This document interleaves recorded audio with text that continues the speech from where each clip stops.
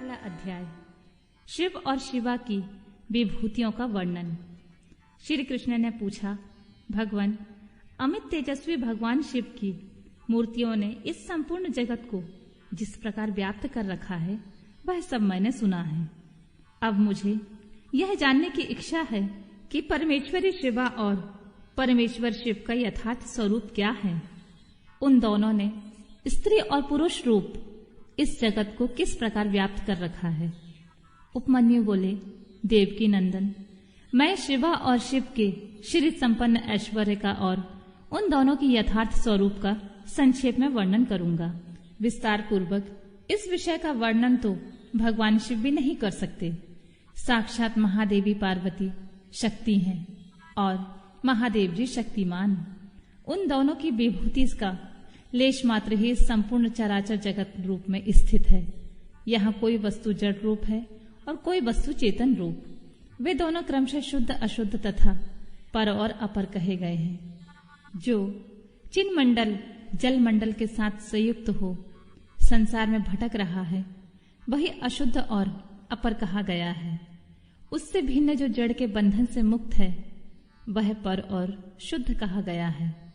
अपर और पर चित चित स्वरूप हैं। इन पर स्वभावतः शिव और शिवा का स्वामित्व है। शिवा और शिव के वश में ही यह विश्व है। विश्व के वश में शिवा और शिव नहीं है।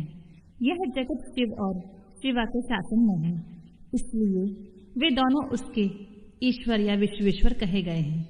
जैसे शिव हैं वैसे शिवा देवी हैं तथा जैसे शिवा देवी हैं वैसे ही शिव हैं। जिस तरह चंद्रमा और उनकी चांदनी में कोई अंतर नहीं है, उसी प्रकार शिव और शिवा में कोई अंतर ना समझें। जैसे चंद्रिका के बिना ये चंद्रमा सुशोभित नहीं होते, उसी प्रकार शिव विद्यमान होने पर भी शक्ति के बिना सुशोभित नहीं होते। जैसे ये सूर्य देव कभी प्रभा के बिना नहीं रहते और प्रभा भी उन सूर्य के बिना नहीं रहती, निरंतर उनके आश्रय ही रहती है। उसी प्रकार शक्ति और शक्तिमान को सदा एक दूसरे की अपेक्षा होती है। ना तो शिवा के बिना शक्ति रह सकती है, ना शक्ति के बिना शिव। जिसके द्वारा शिव सदा देहधारियों को भोग और मोक्ष देने में समर्थ होते हैं, वह आदि अद्वितीय चिन्मयी पराशक्ति शिव के ही आश्रित है। ज्ञानी पुरुष उसी शक्ति को सर्वेश्वर परमात्मा शिव के अनुरूप उन अलौकिक गुणों के कारण उनकी समधर्मिणी कहते हैं। वह एकमात्र चिन्मयी पराशक्ति सृष्टि धर्मिणी है। वही शिव की इच्छा से विभाग पूर्वक नाना प्रकार के विश्व की रचना करती हैं। वह शक्ति मूल, प्रकृति, माया और त्रिगुणा ये तीनों प्रकार की बताई गई हैं। उन शक्ति रूपनी शिवा ने ही इस जगत का विस्तार किया है। व्यवहार भेद से शक्तियों के 1, 2, 100, 1000 एवं बहुसंख्यक भेद हो जाते हैं। शिवा की इच्छा से पराशक्ति शिव तत्व के साथ एकता को प्राप्त होती है। तब से कल्प के आदि में उसी प्रकार की सृष्टि का प्रादुर्भाव होता है, जैसे तिल से तेल का। तदनंतर शक्तिमान से शक्ति में क्रियामयी शक्ति प्रकट होती है। उसके विशुद्ध होने पर आदिकाल में पहले नाद की उत्पत्ति हुई, फिर नाद से बिंदु का प्राकट्य हुआ और बिंदु से सदाशिव देव का। उन सदाशिव से महेश्वर प्रकट हुए और महेश्वर से शुद्ध विद्या। यह वाणी की ईश्वरी है। इस प्रकार त्रिशूलधारी महेश्वर से बागेश्वरी नामक शक्ति का प्रादुर्भाव हुआ, जो वर्णों के रूप में विस्तार को प्राप्त होती है और मातृका कहलाती है। तदनंतर अनंत के समावेश से माया ने काल, नियति, कला और विद्या की सृष्टि की। कला से राहु तथा पुरुष हुए, फिर माया से ही त्रिगुणात्मिकता अव्यक्त प्रकृति हुई। उस त्रिगुणात्मक अव्यक्त से 3 गुण पृथक पृथक प्रकट हुए। उनके नाम हैं सत्व, रज और तम। इनमें से यह संपूर्ण जगत व्याप्त है। गुणों के क्षोभ होने पर उसमें गुणेश नामक 3 मूर्तियां प्रकट हुई। साथ ही महत आदि तत्वों को क्रमशः प्रादुर्भाव हुआ। उन्हीं से शिव की आज्ञा के अनुसार असंख्य अंडपिंड प्रकट होते हैं, जो अनंत आदि विश्वेश्वर चक्रवर्तियों से अधिष्ठित हैं। शरीरांत के भेद से शक्ति के बहुत से भेद कहे गए हैं। स्थूल और सूक्ष्म के भेद से उनके अनेक रूप जानने चाहिए। रुद्र की शक्ति रौद्री, विष्णु के वैष्णवी, ब्रह्मा के ब्रह्माणी और इंद्र की इंद्राणी कहलाती है। यहाँ बहुत कहने से क्या लाभ। जिसे विश्व कहा गया है वह उसी प्रकार शक्ति आत्मा से व्याप्त है जैसे शरीर अंतरात्मा से। अतः संपूर्ण स्थावर जंगम रूप जगत शक्तिमय है। यह पराशक्ति परमात्मा शिव की कला कही गई है। इस तरह यह पराशक्ति ईश्वर की इच्छा के अनुसार चलकर चराचर जगत की सृष्टि करती है। ऐसे विज्ञ पुरुषों का निश्चय है ज्ञान, क्रिया और इच्छा। अपनी इन तीनों शक्तियों द्वारा शक्तिमान ईश्वर सदा संपूर्ण विश्व को व्याप्त करके स्थित होते हैं। यह इस प्रकार हो या यह इस प्रकार ना हो, इस तरह कार्यों का नियमन करने वाली महेश्वर की इच्छा शक्ति नित्य है। उनकी जो ज्ञान शक्ति है वह बुद्धि रूप होकर कार्य कारण और प्रयोजन का ठीक ठीक निश्चय करती है, तथा शिव की जो क्रिया शक्ति है वह संकल्प रूपनी होकर उनकी इच्छा और निश्चय के अनुसार कार्य रूप संपूर्ण जगत की क्षण भर में कल्पना कर देती है।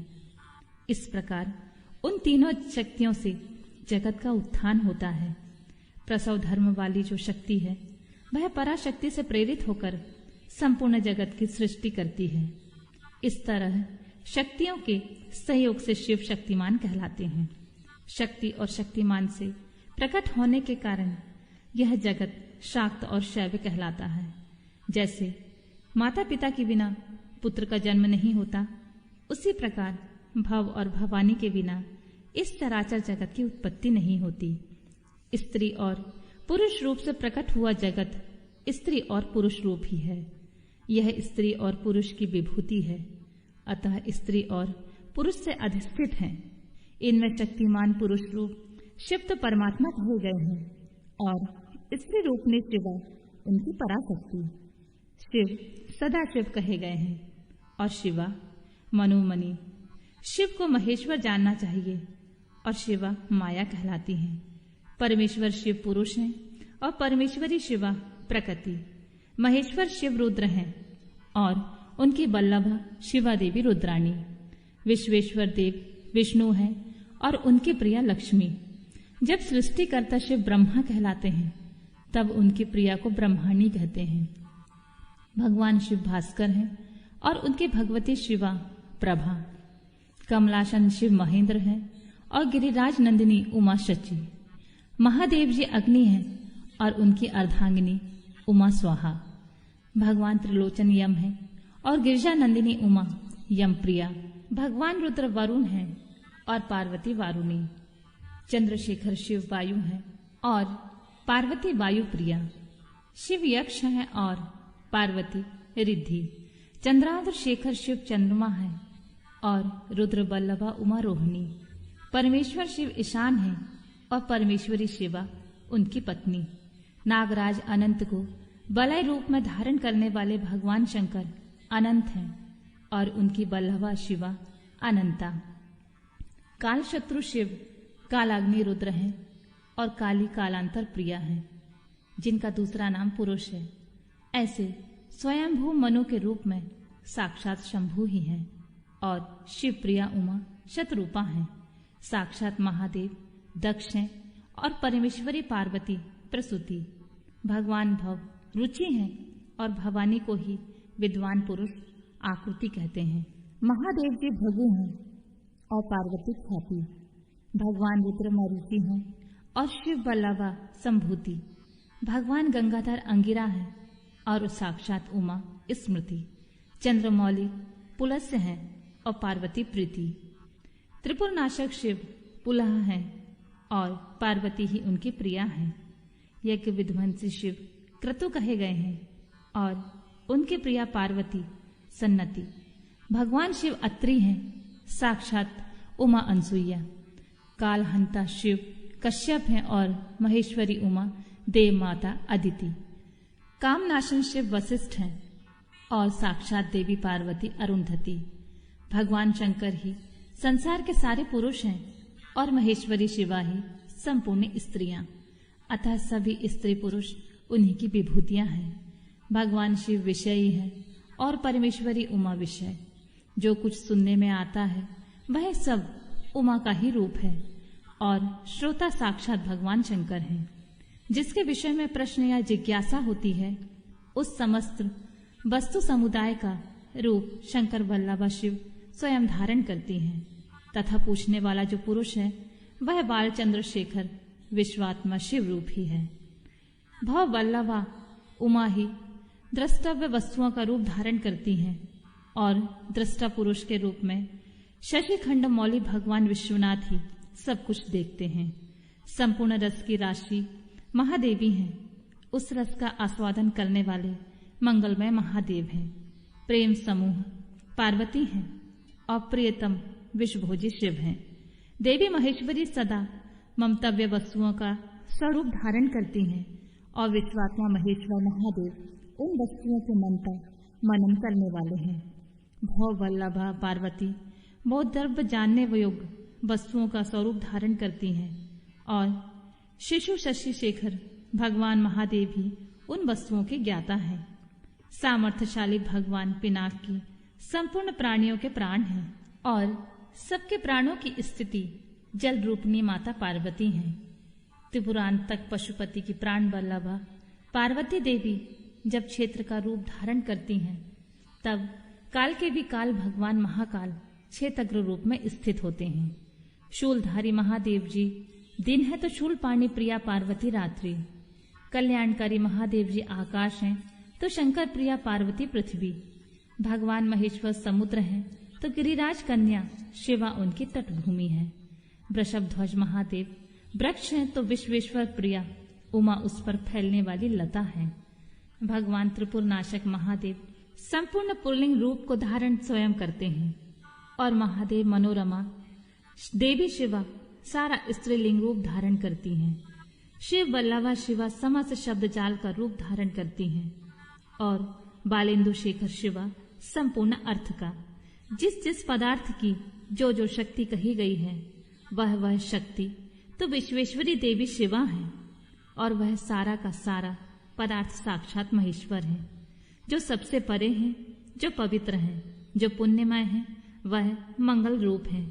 उस वस्तु को महाभाग महात्माओं ने उन दोनों शिव पार्वती के तेज से विस्तार को प्राप्त हुई बताया है। जैसे जलते हुए दीपक की शिखा समूचे घर को प्रकाशित करती है, उसी प्रकार शिव पार्वती का तेज व्याप्त होकर संपूर्ण जगत को प्रकाश दे रहा है। ये दोनों शिवा और शिव सर्वरूप हैं, सबका कल्याण करने वाले हैं। अतः सदा ही इन दोनों का पूजन, नमन एवं चिंतन करना चाहिए। श्री कृष्ण, आज मैंने तुम्हारे समक्ष अपनी बुद्धि के अनुसार परमेश्वर शिवा और शिव के यथार्थ स्वरूप का वर्णन किया है, परंतु इतना पूर्वक नहीं, अर्थात इस वर्णन से यह नहीं मान लेना चाहिए कि इन दोनों के यथार्थ रूप का पूर्णतः वर्णन हो गया है, क्योंकि इनके स्वरूप की सीमा नहीं है, जो समस्त महापुरुषों के मन की सीमा से भी परे हैं।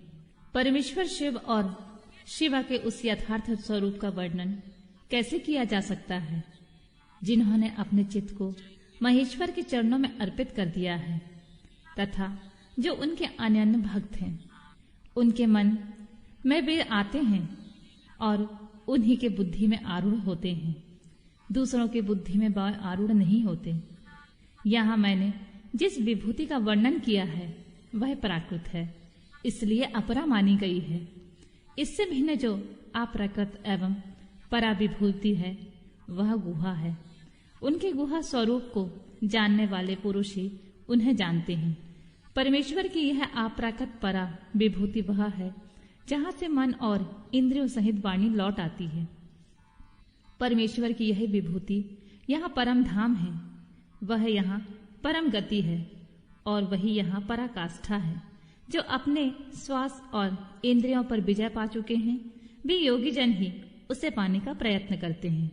शिवा और शिव की यह विभूति संसार रूपी विषफल सर्प के डसने से मृत्यु के अधीन हुए मानवों के लिए संजीवनी औषधि है।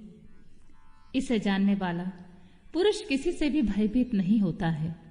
जो इस परा और अपरा विभूति को ठीक ठाक जान लेता है, वह अपरा विभूति को लांघकर परा विभूति का अनुभव करने लगता है। श्री कृष्ण, यह तुमसे परमात्मा शिव और पार्वती की यथार्थ स्वरूप का गोपनीय होने पर भी वर्णन किया गया है, क्योंकि तुम भगवान शिव की भक्ति के योग्य हो। जो शिष्य ना हो, शिव के उपासक ना हो और भक्त भी ना हो, ऐसे लोगों को कभी शिव पार्वती की इस विभूति का उपदेश नहीं देना चाहिए। यह वेद की आज्ञा है। अतः कल्याणमय श्री कृष्ण, तुम दूसरे को इसका उपदेश ना देना। जो तुम्हारे जैसे योग्य पुरुष हो उन्हीं से कहना, अन्यथा मौन ही रहना। जो भीतर से पवित्र शिव का भक्त और विश्वासी हो, वह यदि इसका कीर्तन करे तो मनोवांछित फल का भागी होता है। यदि पहले से प्रबल प्रतिबंधक कर्मों द्वारा प्रथम बार फल की प्राप्ति में बाधा पड़ जाए तो बारंबार साधन का अभ्यास करना चाहिए। ऐसा करने वाले पुरुषों के लिए यहाँ कुछ भी दुर्लभ नहीं है।